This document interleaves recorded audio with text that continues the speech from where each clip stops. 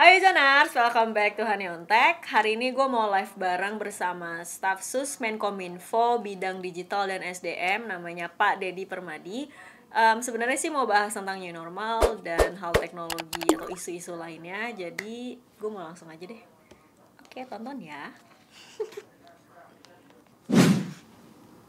Bentar ya. Nah, itu dia Pak Dedinya. Halo Pak Dedi. Halo, selamat sore. Halo. Bentar Pak. Kurang ditekan kali.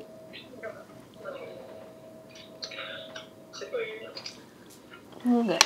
Hah? Gimana Pak? Pak, tadi habis ketemu Pak Menteri Pak, katanya Pak sibuk banget ya Pak hari ini. Mohon maaf ya, sampai tertunda-tunda. Gak apa-apa Pak.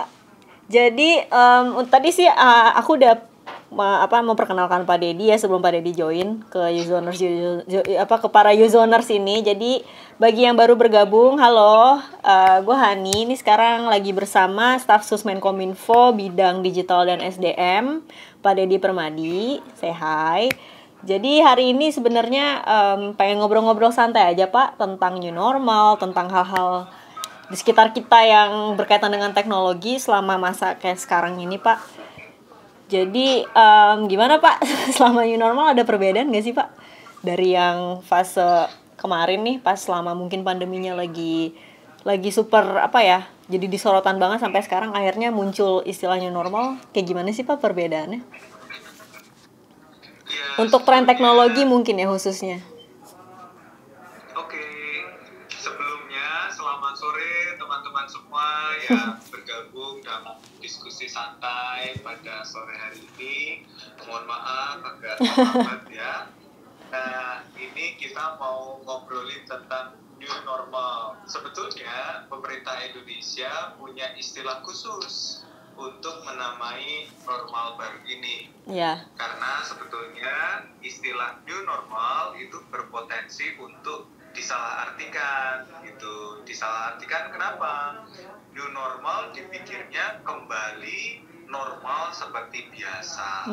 Padahal kan nggak seperti itu ya. Ya. Jadi teman-teman, kita tetap menjaga protokol kesehatan dengan disiplin, dan kita tetap menjaga diri supaya kita tetap aman, tetapi di saat yang bersamaan kita juga tetap bisa beraktivitas untuk ekonomi kita. Nah, makanya pemerintah punya istilah sendiri nih, teman-teman yang belum tahu, mungkin istilahnya adalah adaptasi kebiasaan baru atau AKB.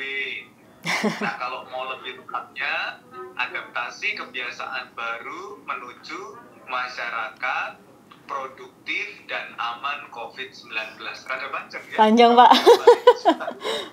Jadi AKB aja Pak ya. Biar teman-teman ingat ya, saya ulangin sekali lagi. AKB, Ya. adaptasi kebiasaan baru.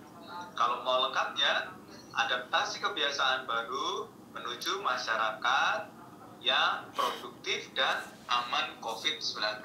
Nah, tadi kalau pertanyaannya, perbedaannya apa sih dengan masa-masa yang sebelumnya? Ya. Nah, tadi ada penjelasan, kata kuncinya adalah produktif dan aman COVID-19. Sebetulnya kata kuncinya ada dua itu. Produktif itu artinya apa? Kita tetap bisa beraktivitas untuk menjalankan aktivitas kita sehari-hari supaya roda ekonomi terus berjalan. Tetapi yang tidak kalah penting adalah ketika kita beraktivitas itu kita tetap aman dari COVID-19. Jadi buat teman-teman semua yang sudah memulai aktivitas, yang sudah mulai keluar rumah, yang sudah mulai masuk kerja misalnya, boleh asalkan tetap sangat disiplin di dalam mematuhi protokol kesehatan. Jadi ini bukan pilihan, dua-duanya harus jalan bareng, tetap produktif dan tetap aman. Oke, Kira-kira Pak. gitu, Pak. Iya Pak, tapi kalau misalnya ngomongin tren teknologi itu sendiri Pak, sebenarnya ada perbedaan signifikan nggak sih Pak ketika waktu orang-orang karantina sampai akhirnya mungkin diperkenalkan konsep AKB ini gitu Pak? Ada nggak sih perbedaannya? Misalnya orang jadi lebih digital, lebih online kah? Atau malah jadi Betul. gimana? Ya, jadi sebetulnya kita memiliki istilah yang namanya transformasi digital. Transformasi digital itu pergeseran dari ruang fisik ke ruang digital, ya. Jadi manusia di era pandemi COVID-19 ini dalam tanda kutip terpaksa atau dipaksa bermigrasi dari ruang fisik, ruang-ruang fisik ke ruang-ruang digital. Tadinya kita bisa bertemu langsung, tatap muka, kemudian kita banyak kuliah, meeting, belajar, bahkan berobat ke dokter secara online. Itulah yang dinamakan sebagai migrasi dari ruang fisik ke ruang digital. Nah, migrasi ini sekarang prosesnya dipercepat gitu karena adanya COVID-19 ini. Manusia lebih banyak berinteraksi dan menggunakan teknologi digital. Misalnya handphone kita, laptop kita, tablet kita, dan yang pasti masyarakat lebih banyak membutuhkan akses internet. Nah, inilah sebetulnya yang menjadi fokus dari Kementerian Kominfo untuk melakukan percepatan. Percepatan apa? Percepatan pembangunan infrastruktur internet di Indonesia. Jadi kita, kalau teman-teman mungkin kalau sekarang masa COVID jangan main dulu ya. Tapi kalau misal mungkin bisa bertanya ke beberapa teman yang bekerja di Kominfo, kami betul-betul sedang sangat serius untuk mempercepat pembangunan infrastruktur digital, khususnya untuk menyediakan akses internet bagi masyarakat. Bahkan Sabtu Minggu pun kami rapat, Mbak, berhenti gitu ya. Malam minggu pun kalau teman-teman pasti ada yang ngedate, pacaran, atau pergi bareng suami atau istri. Wah, ini teman-teman Kominfo meeting untuk mempercepat deployment infrastruktur digital di Indonesia. Infrastruktur digital yang dimaksud itu maksudnya apakah memang mau gimana ya Pak? Mau maksudnya gini, kan sekarang udah 4G gitu ya Pak. Apakah memang maksudnya itu untuk membuat rata lagi 4G di area-area yang mungkin belum tersentuh, atau ada apa ya, kebijakan-kebijakan lain gitu Pak, mungkin untuk orang-orang yang sekarang jadi lebih sering di rumah, untuk biar apa ya, si speednya itu tuh jadi lebih kenceng gitu. Karena banyak banget Pak yang nanya ke saya, ini kalau work from home terus internetnya kira-kira mungkin gak sih dibikin lebih cepat atau bahkan digratisin Pak? Kalau kayak gitu gimana Pak? Apa yang Bapak diskusikan gitu untuk infrastruktur digital?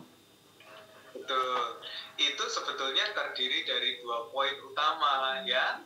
Yang pertama adalah memperbaiki kualitas layanan internetnya yang tadinya banyak gangguan atau internet lemot gitu ya, itu dilakukan upgrading, perbaikan kualitasnya. Yang kedua adalah pemerataan aksesnya. Pemerataan aksesnya itu artinya tadinya belum terjangkau menjadi terjangkau. Nah, kalau teman-teman tahu, ada nggak nih yang tahu jumlah desa dan kelurahan di seluruh Indonesia? Ayo, siapa yang tahu? Mungkin bisa jawab di komen. Berapa? Saya tahu Pak, 9 ribuan kan Pak? 9 ribuan gitu bukan sih Pak? 9 ribuan? Iya. Oh, 9 ribu. Kurang tepat. 3 ribuan. Yang mau coba? 3 ribuan. Jumlah desa dan kelurahan di Indonesia, kalau nggak ada yang mau jawab di situ. Oh, jumlah total. Saya kira yang belum kesentuh 4G Pak. Jumlah desa dan kelurahan secara total itu ada 83.218 desa dan kelurahan. Kalau yang belum tersentuh internet Pak? 218. Nah, yang belum tersentuh internet ini pertanyaan penting. Kalau belum tersentuh internet itu sebetulnya sangat sedikit. Tetapi kan internet itu ada 2G, ada 3G, ada 4G. Yang 2G itu cuma bisa untuk voice, untuk message, text message, dan juga untuk MMS. Nah, sekarang siapa yang mau pakai MMS? Itu yang 2G gitu. Jadi 2G ini sangat belum bisa mencukupi kebutuhan layanan internet. Yang ada internetnya itu yang 3G dan 4G. Bedanya apa? Kalau yang 3G itu dia akses internet kecepatan yang biasa, yang reguler. Tetapi kalau sudah 4G itu akses internet kecepatan tinggi. Sehingga yang dibutuhkan oleh kita semua adalah yang mana? Mau 2G, mau 3G, atau mau 4G? 4G dong. 4G dong. Nah, sekarang pertanyaan Mbak tadi. Saya belum nanya namanya Mbak siapa? Ya halo Pak. Hani Pak. Hani. Hani? Ya. Oh, Mbak Hani. Oke, Mbak Hani. Nah, pertanyaannya Mbak Hani tadi, ya. Berapa desa dan kelurahan yang belum terjangkau internet? Sebetulnya pertanyaan paling penting adalah berapa desa dan kelurahan yang belum terjangkau 4G? Nah itu tadi kayak 9.000-an ya Pak ya? Berapa sih Pak? Yang penting adalah yang 4G. Nah, yang belum terjangkau 4G itu jumlahnya ada 12.548 desa dan kelurahan. 12.548 desa dan kelurahan. Itu adalah data terakhir. Kan Kompas hari ini headline besarnya juga membahas tentang desa dan kelurahan yang belum terjangkau oleh internet, ya. Tetapi di Kominfo kami punya data yang spesifik terkait dengan sinyal 4G, yaitu ada 12.548 desa kelurahan yang belum terjangkau 4G. Nah, itu istilah teknisnya namanya adalah mobile broadband. Mobile broadband itu artinya itu untuk sinyal mobile kita, ya. Jadi untuk personal. Tetapi ada juga yang fixed broadband, seperti apa? LAN, ya, wifi, itu yang fixed broadband. Nah, di mobile broadband itu kita butuh percepatan untuk menjangkau desa dan kelurahan yang belum terakses oleh 4G tadi. Makanya yang kita lakukan adalah membangun BTS baru. Nah, membangun BTS ini ada dua jenis, Mbak Nia. Yang pertama adalah membangun baru, BTS-nya dibangun baru gitu. Yang kedua adalah upgrading. Tadinya BTS-nya itu sinyalnya cuma 2G atau 3G. Di-upgrade menjadi 4G. Nah, itu banyak juga yang seperti itu. Jadi, untuk menghadirkan tadi yang namanya mobile broadband, kita perlu mempercepat akses internet untuk 12.548 desa dan kelurahan. Itu PR pertama yang dikebut siang malam. Tapi gini Pak, maksudnya gini Pak, kalau untuk menyebarkan si 4G ini yang belum tersentuh, itu apakah memang prioritas Kominfo saat ini ketika era new normal kah, atau memang itu jangka panjang Kominfo secara umum gitu Pak? Sebetulnya ini sudah masuk ke dalam perencanaan Kominfo, ya, untuk mempercepat istilahnya deployment infrastruktur TIK atau penggelaran infrastruktur teknologi komunikasi. Tapi dengan adanya COVID ini kebutuhannya kan semakin mendesak, Mbak Nia. Banyak teman-teman yang harus belajar dari rumah, bekerja dari rumah, yang pasti butuh akses internet yang tidak hanya kualitasnya bagus, tetapi jangkauannya juga merata. Karenanya ini lebih dipercepat lagi. Tadinya sudah dipercepat, ini lebih dipercepat lagi. Jadi targetnya, Mbak, ini kami mohon doa dan dukungan dari netizen yang baik hati semuanya ya. supaya deployment 4G untuk 12.548 desa dan kelurahan itu bisa terselesaikan di akhir 2022, Mbak Hani. Oke. Jadi kita masih punya 1,5 tahun untuk ngejar ini. Tetapi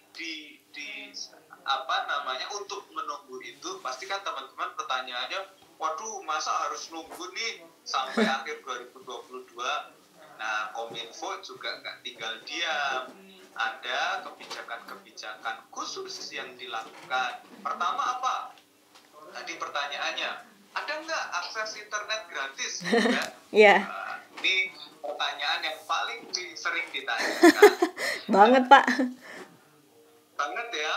Iya. Yang pertama yang dilakukan adalah Kementerian Kominfo menjalin komunikasi dengan operator seluler untuk operator seluler itu bisa menyediakan paket-paket khusus atau diskon atau potongan harga untuk data internet. Nah, ini setiap operator seluler itu sudah punya paket khusus, Mbak, sekarang. Jadi teman-teman cek saja, pasti ada paket khususnya.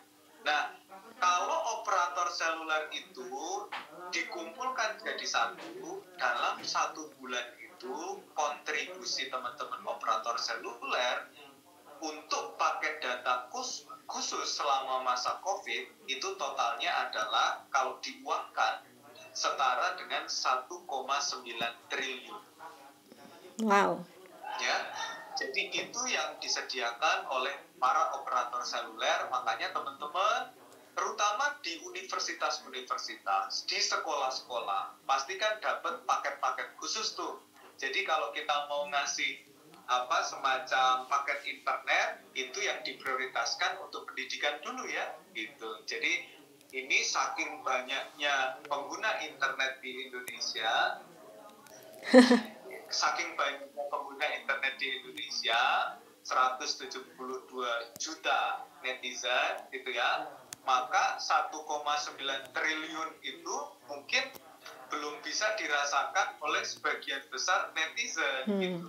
Jadi kita harus memberikan prioritas pada dunia pendidikan. Itu yang pertama. Yang kedua yang dilakukan Kominfo juga, kita terus menambah titik-titik akses internet gratis. Ini dari awal tahun sampai sekarang Kominfo sudah menyediakan 7.400 titik internet gratis di berbagai pelosok Indonesia. Terutama untuk apa? Terutama untuk pusat-pusat layanan publik. Misalnya kantor desa, kantor kecamatan, puskesmas, rumah sakit, dan lain sebagainya. Jadi paket-paketnya atau internet gratisnya memang disediakan, tapi ada prioritas ya Mbak ya. Yeah. Ada prioritas untuk pendidikan dan untuk kesehatan. Kira-kira begitu. Oke Pak, ini Pak, Pak Dedi ini kan emang kebetulan staf susnya memang di bidang digital gitu ya Pak. Aku penasaran banget sih, jadi beberapa waktu lalu lah waktu kita mau menuju new normal itu sendiri, jadi saya pernah nanya ke pengamat ICT soal new normal di industri teknologi tuh kira-kira akan seperti apa gitu. Nah dia bilang tuh masyarakat tuh harus lebih melek lagi untuk mengadopsi teknologi itu sendiri, khususnya di bidang transaksi gitu. Jadi dia tuh memprediksi kalau penggunaan fintech gitu itu makin meningkat gitu Pak. Nah saya pengen tanya deh, gimana sih supaya masyarakat tuh ketika menggunakan layanan fintech gitu contohnya itu jadi lebih aman dan lebih merata gitu Pak. Gimana sih Pak? Penggunaan fintech yang lebih aman dan lebih merata gitu. Maksudnya biar semua orang tuh mungkin jadi lebih bisa cashless atau mungkin lebih bisa mengadopsi teknologi itu untuk di bidang keuangan atau transaksi itu sendiri gitu Pak. Ini mau saya jawab dengan konteks yang agak lebih luas ya. Ya, nggak apa-apa. Gini, jadi tadi kan pertanyaannya bagaimana kesiapan manusianya, gitu kan? Iya. Nah, betul yang dikatakan Mbak Nina. bahwa karena kita ada percepatan transformasi digital, teknologi semakin berkembang, akses internet semakin meluas karena percepatan tadi, ya, maka manusianya juga harus siap. Jadi rumusnya begini, Mbak. Infrastruktur dibangun harus diikuti dengan kesiapan manusia. Gampangannya, kalau ada internetnya, manusianya juga siap menggunakan internet tersebut. Karena kalau hanya internet saja yang dibangun tanpa menyiapkan manusianya, maka penggunaan internet itu bisa jadi digunakan untuk tujuan-tujuan yang negatif. Ya, tujuan negatif itu misalnya mengakses situs perjudian, pornografi, kemudian kalau di medsos ada cyberbullying, ada hate speech, ada menyebar hoax dan lain sebagainya. Nah, kita harus memastikan kalau internetnya ada, teman-teman netizen semua, kita semua menggunakan internet itu secara dua kuncinya. Yang pertama positif dan yang kedua produktif. Positif dan produktif. Nah, menggunakan internet secara positif dan produktif itu kita punya istilah yang namanya literasi digital. Jadi teman-teman yang sudah semakin sering berinteraksi dengan teknologi digital itu diharapkan literasi digitalnya bagus sehingga bisa menggunakan internet itu untuk tujuan yang apa tadi dua? Produktif dan ayo apa netizen? Produktif dan 2P positif. Produktif. Internet positif. Pemerintah banget, Pak. Termasuk juga yang teman-teman tadi sampaikan, Mbak Nina tanyakan, ya, bagaimana ini yang penggunaan fintech, gitu kan? Nah, penggunaan fintech ini sebetulnya bisa digunakan untuk sesuatu yang produktif dan positif juga. Tetapi ada juga yang menyalahgunakan. Itu sama seperti yang tadi saya sampaikan. Ini persoalan literasi digital. Nyalahgunakan tuh maksudnya gimana, Pak? Banyak sekali misalnya kasus-kasus yang terkait dengan pertama, fintech ilegal. Ya, fintech ilegal yang tidak terregistrasi sehingga bisnis proses mereka cenderung merugikan masyarakat. Yang kedua, fintech yang memiliki unsur penipuan, ya, karena biasanya ilegal kemudian digunakan untuk unsur penipuan. Yang ketiga apa? Yang ketiga adalah pencurian data pribadi atau penyalahgunaan data pribadi.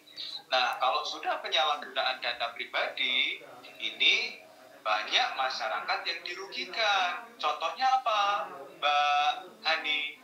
Contohnya adalah misalnya ketika ada seseorang yang berhutang, ya, kemudian dia dikejar-kejar oleh apa itu namanya ya, debt collector ya.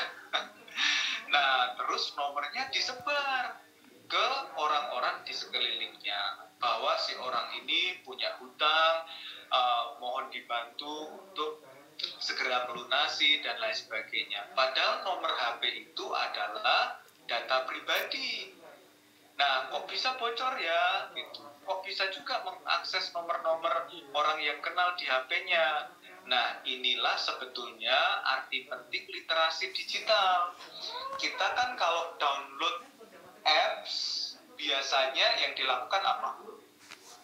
Agree. Dibaca dulu nggak? Enggak. Dibaca dulu nggak? Auto agree, Pak, biasanya. Langsung aja. Ini apa? Saking cepet gitu Iya. ya, saking pengen cepet Buka download aplikasinya. gitu ya. Wah, agree aja gitu ya. Jadi itu bad habit ya Pak ya? Betul, jadi itu literasi terkait dengan pelindungan data pribadi kita.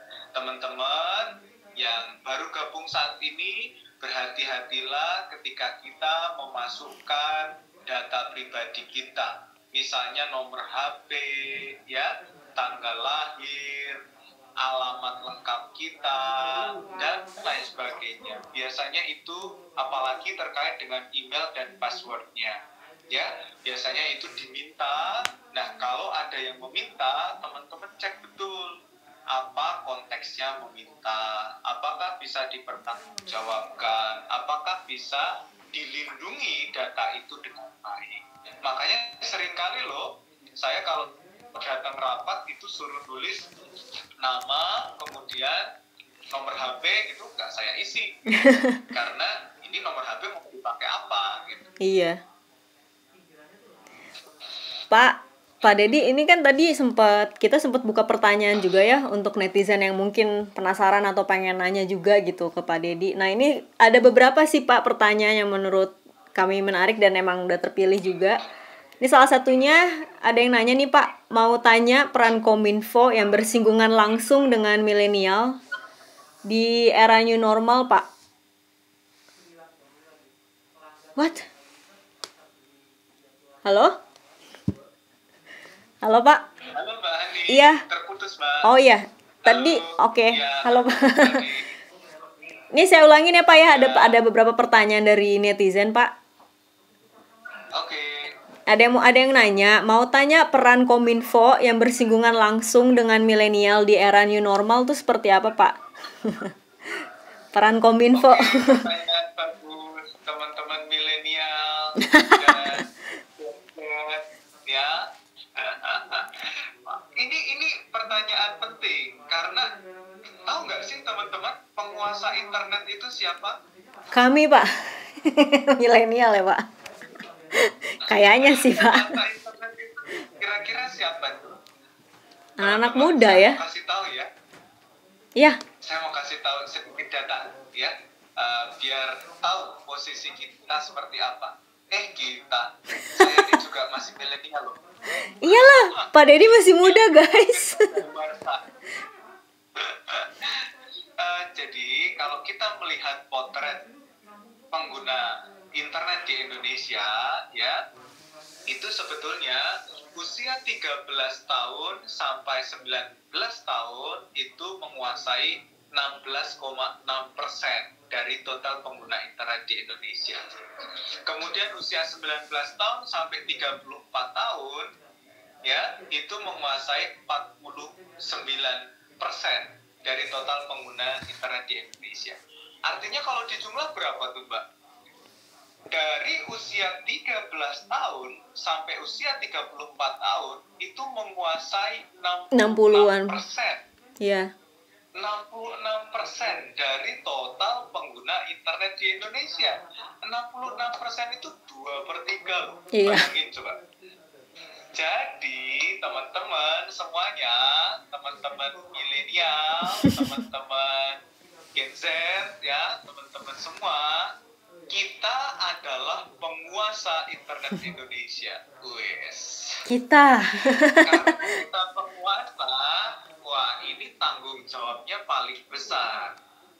Jadi tanggung jawab atas bersih atau tidaknya konten di media sosial, di internet, itu berada di tanggung jawab kita sebagai penguasa terbesar. Ini istilah ngobrol ya, jangan dikutipin ya atau apa. Ini istilah ngobrol kita. Nanti ada headline di koran Kominfo mengatakan penguasa internet adalah anak muda. Ini bahasa ngobrol ya, biar enak kita. Gitu. Ya Pak. Itu Mbak Hani ya, itu. Jadi ini jangan di-quote ya. Tapi intinya yang ingin saya sampaikan adalah 2/3 pengguna internet di Indonesia adalah anak muda. Sehingga karena pengguna internet itu sebagian besar kaum milenial, dan kaum di bawahnya, maka Kominfo memberikan perhatian yang besar kepada segmen generasi ini. Tadi pertanyaannya bagus. Apa sih peran Kominfo yang berkaitan Singgungan. langsung dengan milenial? Iya. Sebetulnya banyak, teman-teman. Makanya follow Instagram Kominfo. Promosi. Follow Instagram Kominfo. Di situ ada banyak sekali program-program yang berkaitan langsung dengan anak muda. Saya ambil contoh aja. Khususnya pas new normal ini ya Pak ya? Ya, nanti kalau saya ceritakan bisa panjang sekali. Saya cuma mau ambil beberapa contoh saja ya.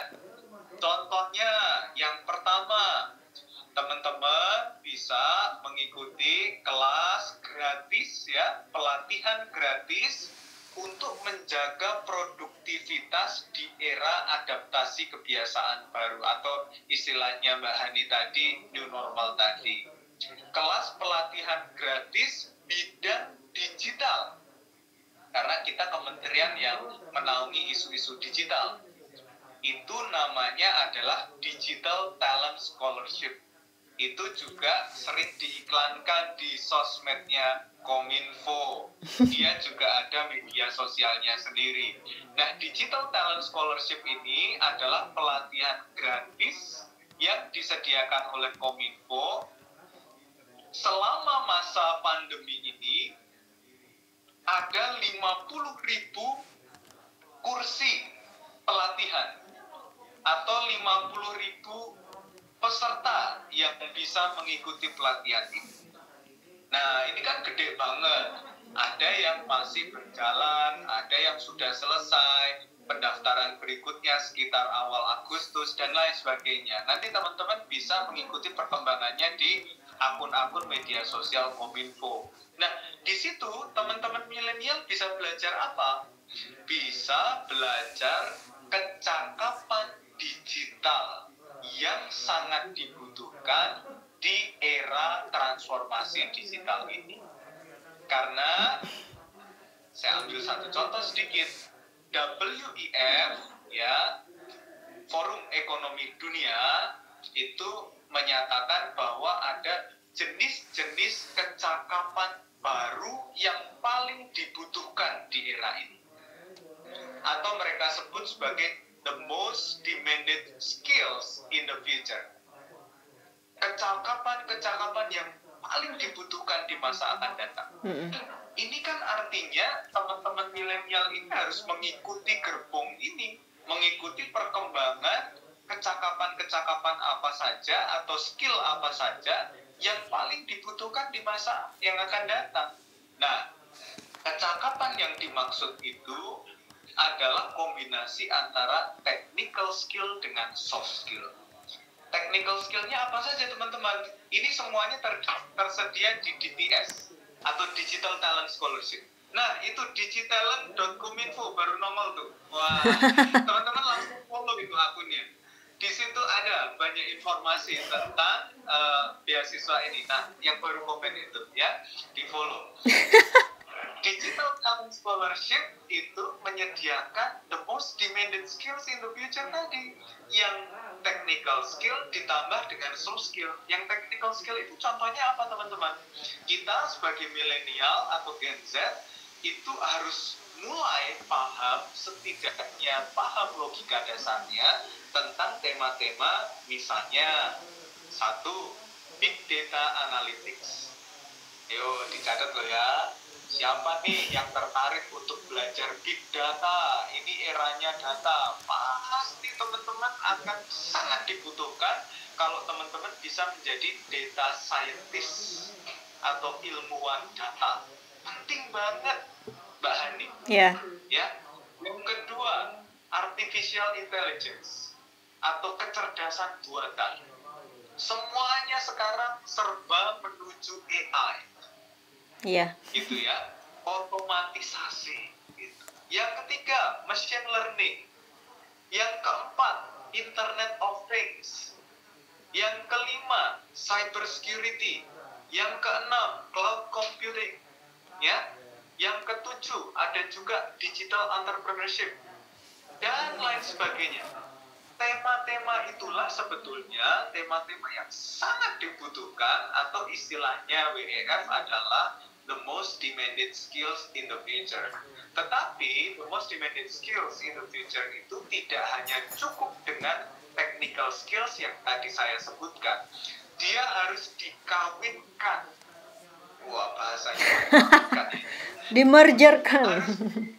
Iya, dirajut dengan kemampuan lain yang namanya soft skill.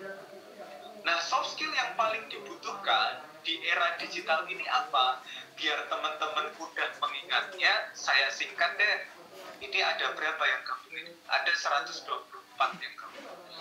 Biar gampang ingatnya, saya singkat sebagai 3C plus 1L. Wow. Apa tuh, Pak? 3C plus 3C plus 1L. Diapalin ya, Mbak Ani ya. Siap.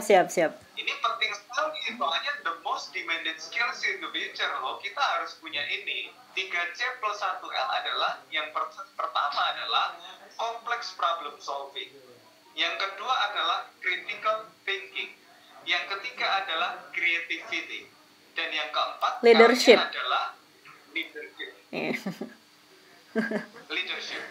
Jadi critical thinking, complex problem solving, creativity, dan leadership.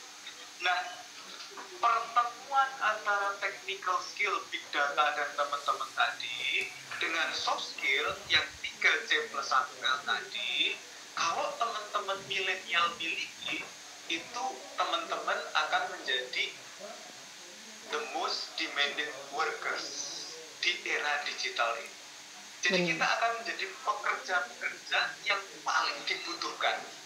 Ya. Itu menurut studi loh ya, nggak bukan saya saja. Iya, Pak.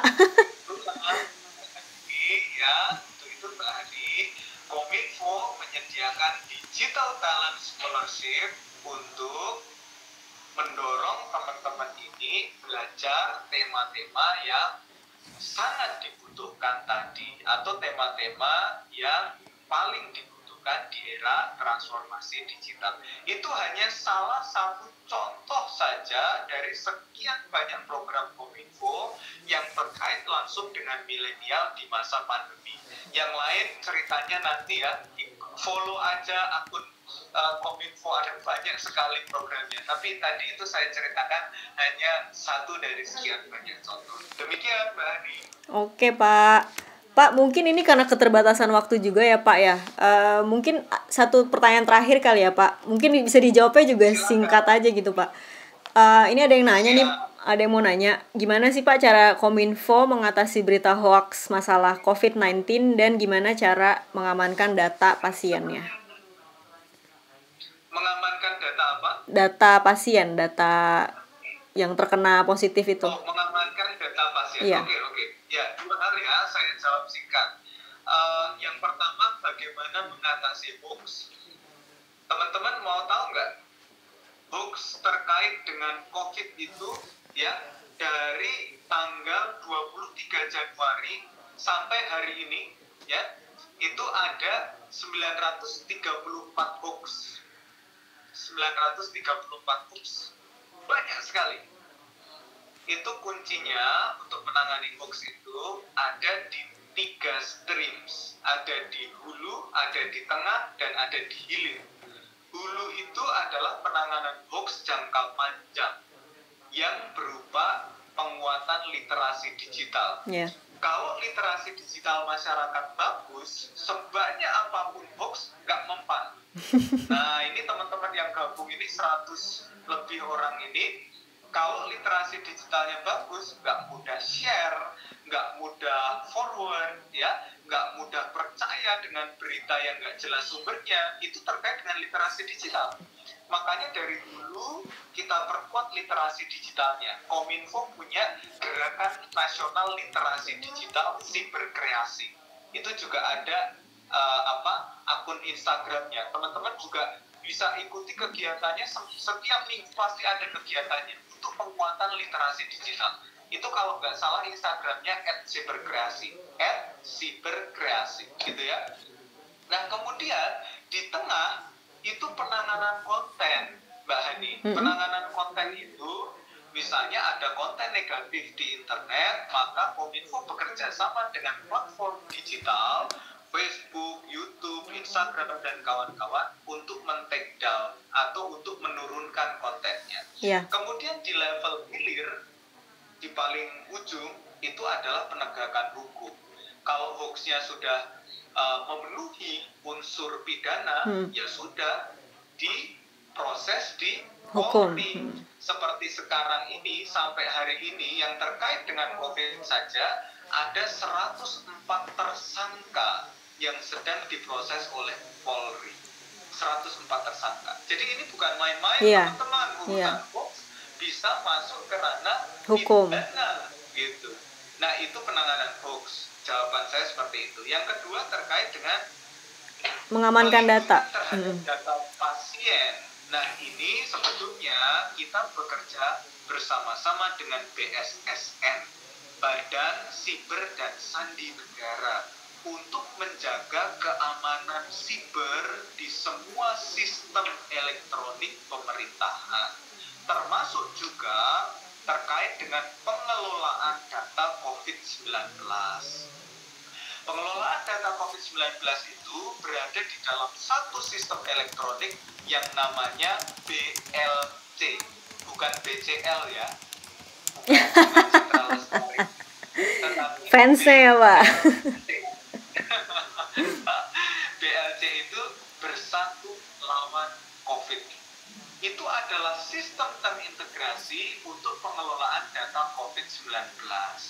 Di sistem BLC ini sudah ada standar pengamanan data pribadi, termasuk data pasien, Mbak Ani. Makanya di situ Kominfo bersama-sama dengan BSSN memastikan bahwa sistem bersatu lawan COVID itu bisa aman, termasuk dalam melindungi data pasien. Nah, bersatu lawan COVID itu, kalau yang kan ada yang dipublish, ada yang enggak datanya ya. Maksudnya kalau data pasien itu kan nggak mungkin kita publish kan, karena itu terkait dengan data pribadi gitu. Bahkan kita pun nggak bisa mengakses gitu. Tetapi kalau data yang untuk publik itu bisa diakses di covid19.go.id. Jadi itu adalah produk dari BLC atau Bersatu Lawan COVID. Teman-teman bisa lihat diagramnya, pertambahan kasus setiap hari dan lain sebagainya. Malah di situ-situ juga ada perkembangan hoax itu juga ya, Pak. Ada update hoax apa aja gitu ya, buat bisa mastiin. Yes. Oke, Pak. Mungkin waktunya udah cukup ya. Mungkin Pak Dedi juga masih sibuk mau meeting-meeting atau mau sholat maghrib mungkin ya, Pak. Makasih banyak Pak Dedi Parmadi untuk waktunya, udah mau ngobrol-ngobrol sama Yuzon ID. Jangan kapok-kapok ya Pak kalau diajak lagi, Pak. Semoga tetap semangat ya Pak menjalani hari-hari, stay healthy dan tetap social distancing ya Pak. Siap. Terima kasih Mbak Ani, teman-teman semua. Ya, makasih juga netizen yang udah nonton. Oke Pak, makasih banyak ya Pak. Bye. Bye-bye.